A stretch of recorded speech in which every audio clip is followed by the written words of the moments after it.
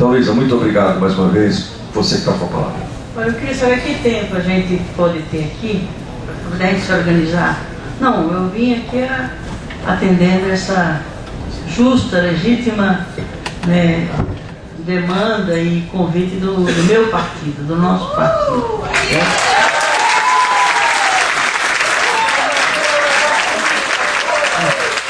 Eu estou nessa campanha, não é como Luísa Erundina, estou nessa campanha como membro do Partido Socialista Brasileiro, que é um dos partidos que está na coligação, tá certo? E onde eu vou, eu me identifico dessa forma. Eu não estou aqui individualmente, eu estou aqui como uma militante de um partido político que integra essa aliança de forças políticas, de partidos que apoiam uma candidatura. E eu espero que não seja apoiar uma candidatura, mas um projeto político para a cidade, uma proposta de programa e de gestão para a cidade. Acho que um dos defeitos da nossa política, da política brasileira, é que a gente foca muito nos indivíduos, nas pessoas, como se uma pessoa, por mais bacana, preparada, importante que ela seja, ela não vai muito longe sozinha. A política é uma prática, é uma ação de sujeitos coletivos, né? Políticos, com interesses comuns, com projetos comuns, com sonhos comuns, com utopias comuns. Quem não sonha, fica na política, está errado. Sai daí que não dá certo. Porque a gente tem que sonhar. Sonhar com aquilo que poderá e que a gente luta para acontecer no futuro. Lógico que não é um futuro muito longo, pelo menos num futuro que esteja dentro do horizonte da nossa vida aqui nesse planeta. Embora sonho, para se valer como sonho, tem que ser tão grande que necessariamente ele não possa ser realizado no nosso tempo de vida, mas vai ser realizado no tempo, né, possível da realização de um sonho que precisa ser bem grande para a gente poder, né, se sentir mobilizado por sonhar esse sonho, né? Então eu vejo o socialismo dessa forma. Eu só estou na política e aí continuo ainda, apesar da idade, militando, né, com vontade, com motivação, com garra, com ânimo, com alegria, porque eu tenho no socialismo um sonho, uma utopia, um objetivo de vida. E eu luto também para que esse sonho, esse objetivo e essa visão de mundo, porque o socialismo não é um modelo de Estado, não é um modelo de economia apenas, né? Não é um modelo de organização da sociedade, não. É uma perspectiva de vida, como a gente vê o mundo, como a gente se coloca nele, como a gente atua no mundo, como a gente convive com os outros sujeitos políticos. E é isso, pelo menos para mim, que dá sentido à minha militância política. E foi por isso que, em um dado momento, eu me vi, né, objetivamente pressionada por mim mesma, pela minha consciência, de ter tomado aquela decisão. Eu sei que aquilo foi um preço alto para mim, pessoalmente, para o meu partido, provavelmente para o candidato que a gente integrava a chapa, para o campo, para os partidos do nosso campo. Mas eu penso que a política, ela não pode, ela não admite atitudes, gestos e posições e falas de lideranças políticas que contradiga aquilo que essa figura, que essa pessoa, que essa liderança até então representava. Seja você contrariando essa posição dela, esse modo de ser, não concordando com as posições dessa pessoa, mas um valor que é para todo mundo na política, a meu ver, é o princípio da coerência. Você ser coerente com aquilo que você diz que acredita, que você defende, que você se apresenta, né, comprometido com aquilo. Você não pode contrariar isso numa posição sua, numa decisão sua, ou numa relação com as outras forças políticas que não tem correspondência com essa afirmação sobre um determinado princípio, sobre uma determinada coisa.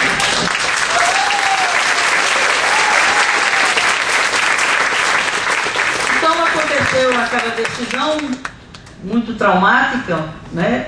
Mas eu não tinha, diante de minha consciência, diante das pessoas que acreditam no nosso trabalho, que apoiam o nosso trabalho, que confiam no nosso trabalho, eu iria trair essas pessoas. Eu não vou trair as pessoas que nos ajudam a construir essa caminhada, que é uma caminhada que já vem antes de mim, antes de nós, durante o nosso tempo de vida útil, depois de nós, porque não há sociedade sem política, não há sociedade sem governo, e não há política sem partidos, né? E sem programas, sem projetos, sem visão de mundo, sem ideais, né? Então, por conta da forma como eu vejo a política, eu a vejo dessa forma, é que eu tive que naquele momento tomar uma decisão traumática, difícil, paguei um preço alto por ela, mas fiquei em paz comigo mesmo. Até porque se tivesse mantido aquela candidatura, eu não ajudaria o candidato, porque eu ficaria o tempo todo tendo que me explicar, tendo que me justificar e de saia justa. E isso não se faz as coisas difíceis como é fazer uma campanha, se a gente não está absolutamente segura, certa de que você está fazendo a melhor coisa que você possa fazer. Só para dar uma explicação, porque em nenhum outro momento eu tive um contato assim com a militância do nosso partido. Eu tive com os dirigentes nacionais do partido explicando isso. Felizmente a direção nacional entendeu meus motivos, respeitou meus motivos, e desde o primeiro momento que a gente tomou aquela decisão, que eu afirmei e reafirmei de que nós íamos fazer a campanha do Haddad, porque o nosso partido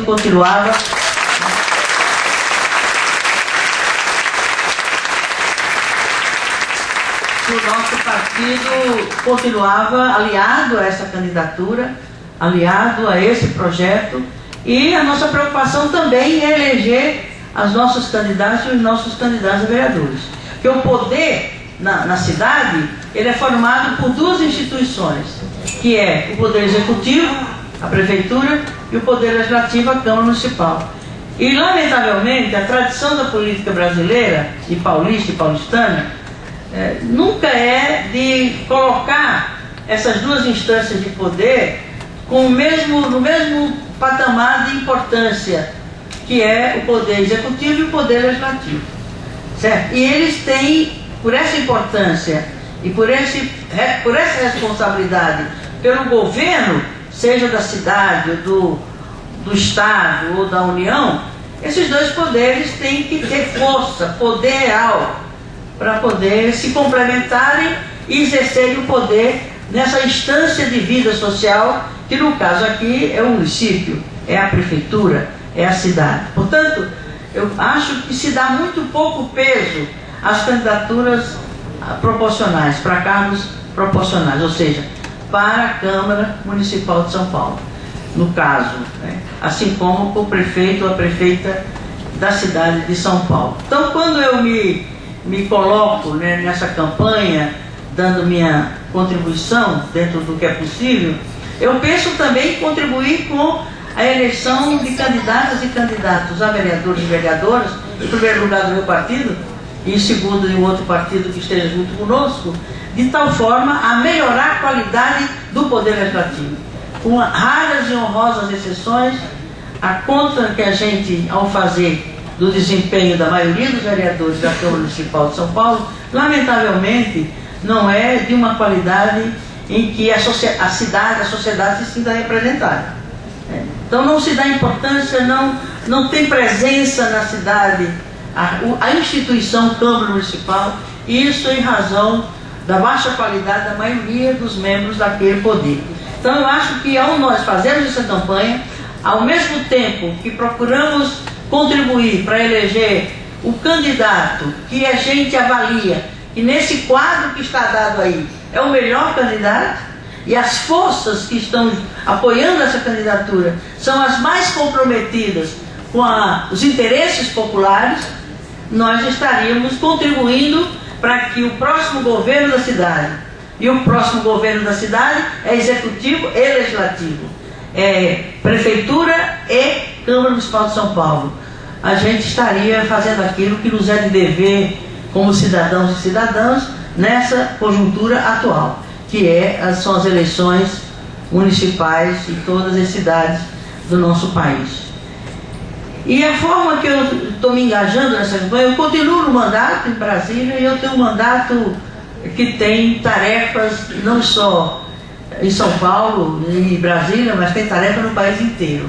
Eu tenho viajado porque eu integro uma frente parlamentar que eu coordeno pela reforma política com participação popular, e a tese da reforma política, o nosso partido tem que encampá-la como sendo uma agenda prioritária do nosso partido, porque todos os defeitos, vícios e distorções do sistema político nosso se devem ao tipo, ao modelo de sistema político que a gente tem no país até hoje.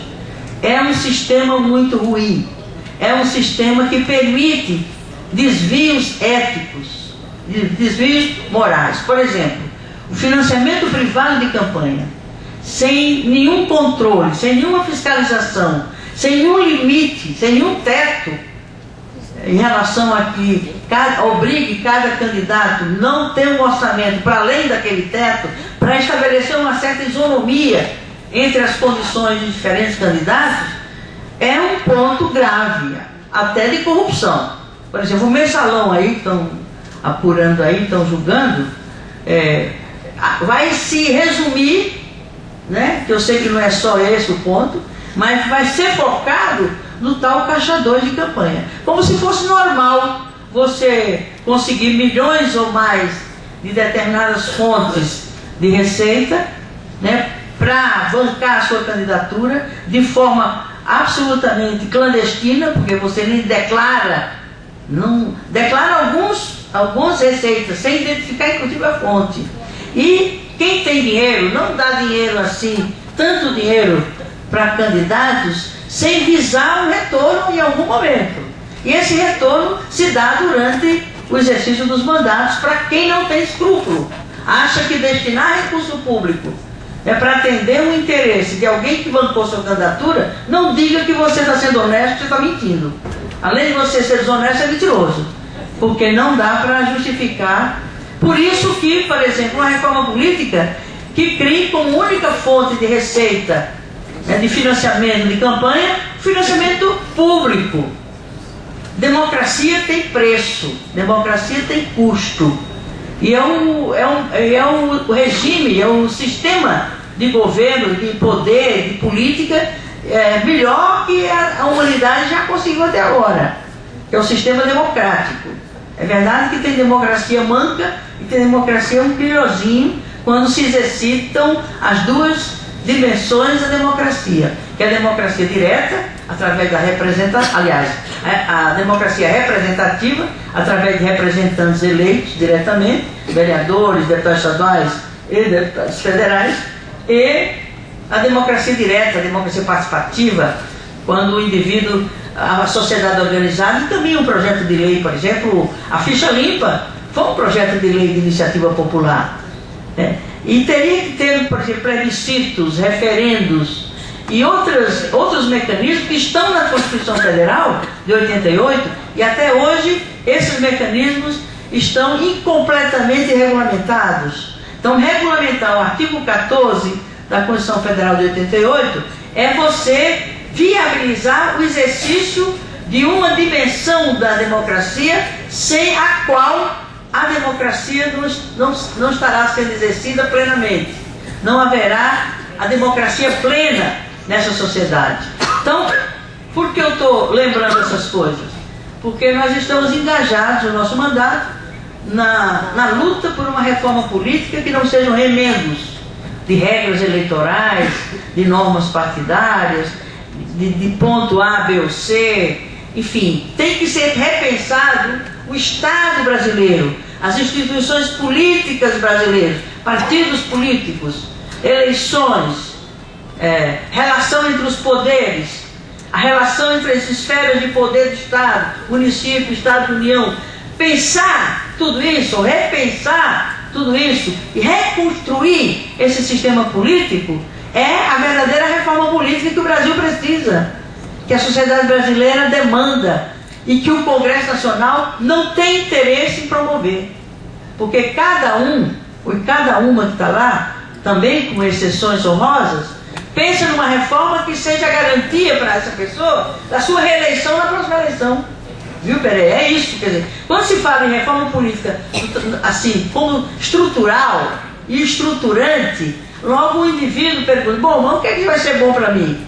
Isso garante que eu volte na próxima eleição? Eu vou me reeleger? Percebe? Então, isso não é reforma política. Eu estou identificando essa democracia como plutocracia. Perfeitamente, é o poder do dinheiro. Quem tem mais dinheiro é quem tem mais viabilidade. E quem tem mais dinheiro não é a maioria, não é uma minoria que tem mais dinheiro. Portanto, quem vai ser representado lá é a minoria, que tem dinheiro e banca as candidaturas. Tá certo? Então, lamentavelmente, é essa a realidade. Por que eu estou tocando nisso? Isso tem tudo a ver com o que está acontecendo hoje na sociedade, nessas eleições. E o nosso partido não pode ser uma força só para ajudar a outra. Percebe, Pereira? Eu acho que o PSB tem que sair desse estágio de figurante.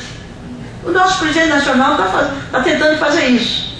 Tudo bem, foi figurante, foi força auxiliar do Partido dos Trabalhadores durante muito tempo, mas ele cresceu, ele já saiu da infância, né? Está saindo da adolescência, está virando um adulto, né? Como proposta política, como projeto político.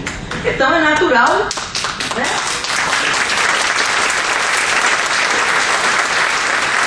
Porque numa democracia o pluralismo partidário é importante. Agora, só que o pluralismo partidário, ter pluripartidos, não pode ser só sigla. É tanto partido, já tem 30. Porque tem uns que estão nascendo agora. Quase todo dia nasce um partido. Uma facilidade incrível. Porque basta reunir um grupo de pessoas, registra no cartório e todo mundo está fazendo um negócio de criar partido. Quer criar partido, você vai participar do fundo partidário, vai ter os segundos de televisão que você vende a preço de ouro. Eu tenho dito, lamentavelmente, que hoje no Brasil o grande negócio é ou criar um partido para si ou uma igreja. Lamentavelmente. E isso é ruim para a religião. Isso é ruim para a política e é ruim para a religião.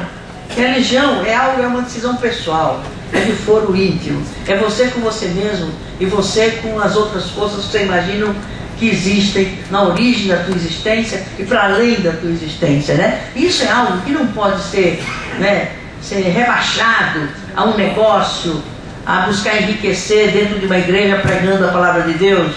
E Deus deve realmente ficar muito irritado com quem usa a palavra dele para ganhar dinheiro. E, lamentavelmente, a imensa maioria, com exceções importantes, acontece. O mesmo os partidos. Partidos nascem para acumular dinheiro do fundo partidário, vender o tempo de televisão ao mesmo segundo, que é muito caro, que é muito valioso, e também isso termina desqualificando os partidos como um todo, a política como um todo, e isso afasta as pessoas da política. E a política é uma das atividades humanas mais sublimes. Né? E, lamentavelmente, ou se vê a política como um negócio, né, para ganhar dinheiro, né, ou para ter poder, pelo poder, ou simplesmente se afasta. E, lamentavelmente, a juventude, a força viva da nação, que são jovens, as jovens, né, que estudam, que se preparam, que se profissionalizam, que se capacitam, não querem nem ouvir falar da política, como se a política fosse uma coisa suja. Tem políticos sujos e que terminam sujando a política, mas a política não é suja. É uma das atividades humanas mais realizadoras, mais sublimes e mais generosas. Porque a verdadeira política é aquela em que você abre mão dos teus interesses pessoais, de tua vida pessoal, da tua família, não que você vai largar a família, etc, etc, mas você compatibiliza. Quem não pode compatibilizar a vida familiar, a vida profissional com a política, essa opção é complicada, porque a política é muito exigente. Imagina se eu tivesse marido e filho, se eu podia deixar de qualquer jeito para estar aqui. Não podia, né? Porque ele chegasse em casa, dava um rolo danado e ameaçava acabar o casamento, né? Então é uma opção. A gente tem, lamentavelmente, que a sociedade ainda não está devidamente preparada para garantir a cada uma e cada um de nós o exercício da política, convivendo com o exercício da paternidade, da maternidade, da vida familiar, termina algum desses espaços ou campos de ação e de vida ficando prejudicado. Não, eu estou falando essas coisas todas porque política e eleição para mim é mais do que busca de votos, né, conquista de votos e eleição de pessoas, né? Porque a eleição é um episódio, é um momento importante, não mais o mais importante, é importante. O mais importante é aquilo que vem depois da disputa de poder e a conquista do poder, dependendo do que a gente queira fazer com o poder. Se você quer o poder que você conquistou e que o povo te deu, que te delegou, não é que deu, te delegou um poder que é do povo. Não vê o artigo 1º da Constituição que diz: todo poder emana do povo, e um poder exercido através de representantes eleitos diretamente ou diretamente através de mecanismos que se criem para isso, que é plebiscito, referendo, projeto de lei de iniciativa popular, tá certo? Então, o mandato, que é uma delegação do povo para você exercer em nome do povo, esse poder não te pertence.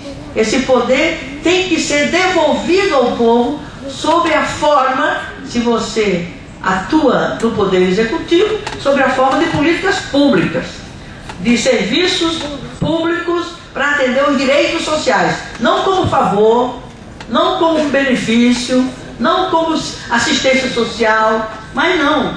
A sociedade, ela coleta os tributos que todos contribuem e alguém tem que administrar isso de forma a fazer justiça, redistribuindo isso que cada um contribui e devolve sob a forma de políticas públicas: saúde, educação, habitação, saneamento básico, cultura, lazer, esporte, enfim, que são os direitos sociais e os direitos humanos, de um modo geral. Então, o poder que é conquistado pelo voto popular, democraticamente, e que alguém o exerce em nome da maioria, que é quem elege, a devolução desse poder sob a forma de políticas públicas é o principal compromisso de alguém que se apresenta como candidato ou candidata e que pretende depois exercer o poder, no caso aqui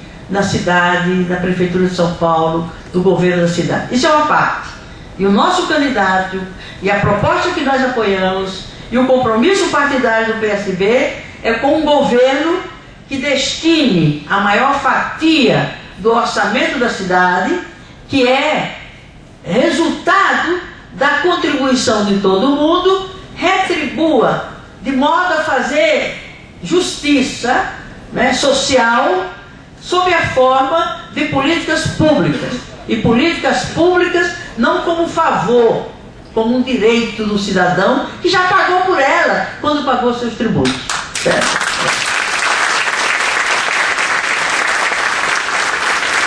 Segundo ponto, e aí eu concluo para a gente abrir mais o debate, ficar com mais tempo com o debate, é que não basta só você ser honesto, né, ser íntegro, ser ético, ser transparente, né, prestar contas, ouvir críticas, verificar se as críticas são procedentes e aí corrigir aquilo que está sendo criticado. E quem critica é quem é detentor do poder. Não esqueçam, o eleitor, a eleitora, que é contribuinte, quem paga os impostos, mesmo que não tenha propriedade, não tenha casa, não tenha nada, quando ele toma um cafezinho, compra a comida dele, compra a roupa que veste, já está embutido ali um tributo que você nem sabe que tem, você nem sabe quanto é, e já vai para o caixa do governo, governo municipal, governo estadual, governo federal. Então ninguém deixa de contribuir com o orçamento da cidade.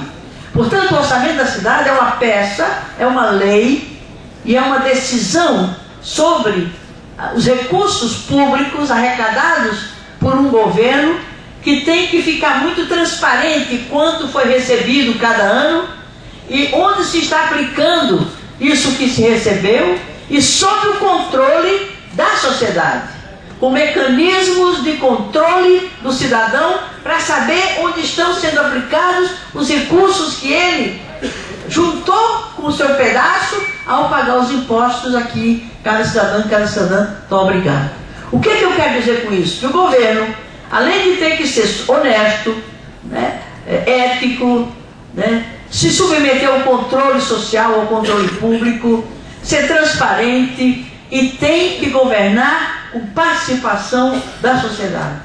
Não está fazendo favor nenhum quando você faz uma reunião como essas, na hora em que o prefeito ou a prefeita está elaborando o orçamento a mandar para a Câmara Municipal, consulta os cidadãos de cada região da cidade e pergunta: olha, nós vamos estimativamente arrecadar para o próximo ano X de dinheiro, e é muito X, hein? O Estado de São Paulo tem mais de 50 bilhões, não é isso, vereador? 40 bilhões o orçamento atual da cidade. No meu tempo era 2,5 bilhões. Tinha uma dívida enorme. E a Câmara só me dava 1%, Pereira, de liberdade para movimentar o orçamento da cidade, para me perseguir, para me criar dificuldade. Hoje está 15 a 20. Olha, o prefeito da cidade hoje tem 40 bilhões de orçamento e tem a liberdade que a Câmara lhe dá de movimentar, sem ter que consultar a Câmara, de 15% a 20% do orçamento, do total do orçamento. Sabe quanto que eles aprovavam para mim? 1%. E eu me virava como Deus, né, permitia que a gente se virasse e ia fazer via sacra na porta da Fiesp, da CUT, da Força Sindical, das igrejas, pedindo apoio para a Câmara aprovar o orçamento do ano seguinte. Sabe por quê, Pereira? Porque eu não tinha maioria na Câmara. E sabe por que eu não tinha maioria na Câmara? Porque eu não me prostituía na relação com a Câmara. Eu não dava cargo.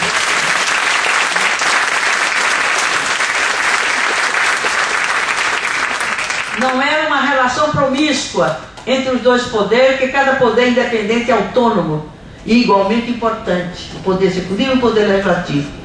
E eu não cedia a essa prática, né? E não faz favor nenhum de ter feito assim, porque para eu fazer diferente eu tinha que ter dado cargo, ter dado coisa pior, dinheiro, ter me prostituído na relação com a Câmara. Para fazer isso, a direita faz melhor do que nós.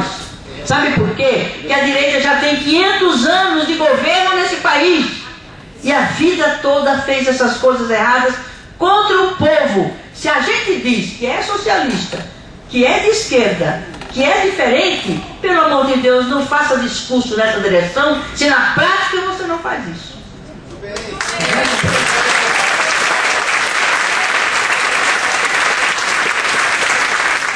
Concluindo, para abrir a palavra para vocês, primeiro tem que ser um governo, né, que inverta prioridades, ou seja, as principais prioridades não são ponte, viaduto, né, grandes obras, grandes avenidas, que é bom para quem tem automóvel, não é bom para quem depende do transporte coletivo, né?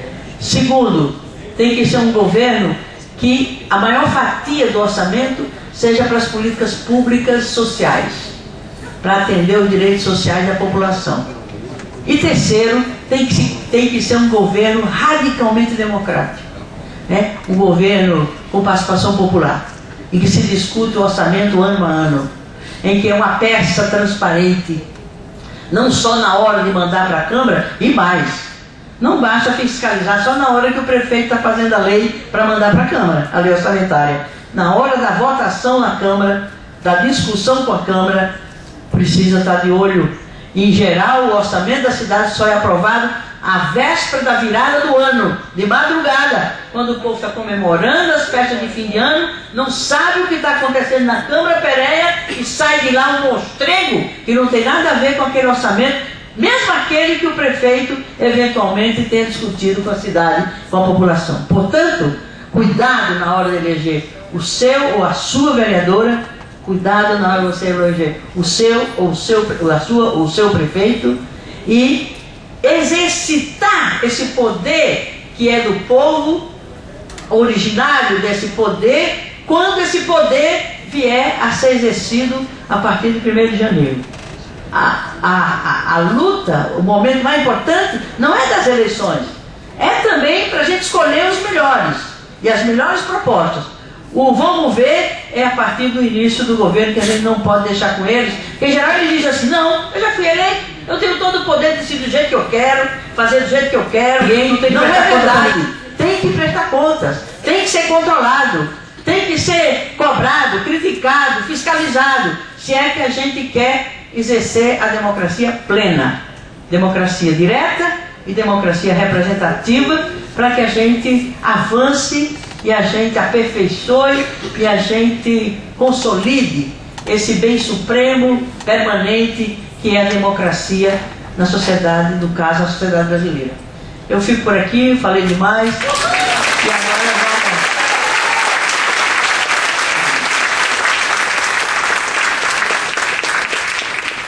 Bom, a Vera só vai relacionar alguns dos vereadores, dos candidatos presentes aí.